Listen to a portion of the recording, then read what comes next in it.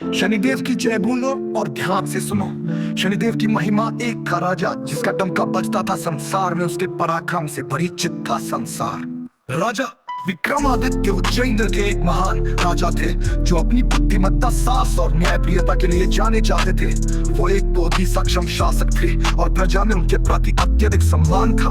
उनका दरबार 9 रत्नों से सुसज्जित था, जिनमें कालिदास, वराहमिहिर जैसे विद्वान शामिल थे। विक्रमादित्य का शासनकाल शांति, समृद्धि और न्याय से परिपूर्ण था।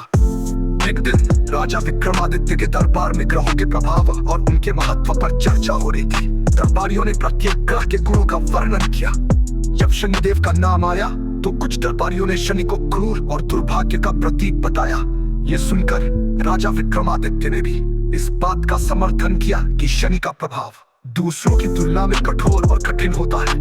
ये बात शनिदेव को ज्ञात हो गई और उन्होंने सोचा कि राजा विक्रमादित्य को उनके न्यायप्रिय व्यक्तित्व और धैर्य की परीक्षा लेनी चाहिए। शनिदेव ने राजा विक्रमादित्य को उनकी 7.5 प्रभा में ले लिया।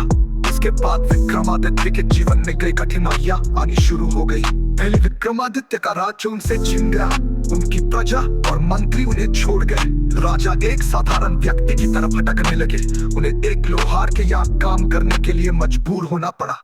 कई कठिन परिस्थितियों का सामना करते हुए उन्हें शारीरिक और मानसिक यातनाओं का सामना करना पड़ा। लेकिन विक्रमादित्य का इन कठिनाइयों के बावजूद राजा विक्रमादित्य ने कभी धैर्य नहीं खोया। उन्होंने शनिदेव को या अपनी परिस्थितियों को दोष नहीं दिया। वो ये मानते रहे कि ये उनके कर्मों का फल है और हर स्थिति को धैर्य और साहस के साथ सहन किया। विक्रमादित्य ने एक सामान्य जीवन जीते हुए भी अपने सिद्धांतों को नहीं छोड़ा और अन्याय का विरोध किया।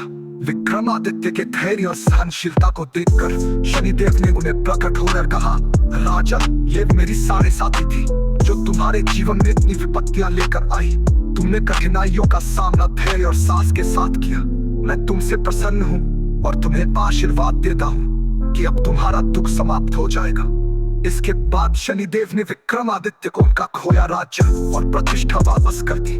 राजा फिर से उज्जैन लौट आए और अपनी न्यायप्रियता और बुद्धिमत्ता से राज्य का संचालन करने लगे। कथा का संदेश को क्या था?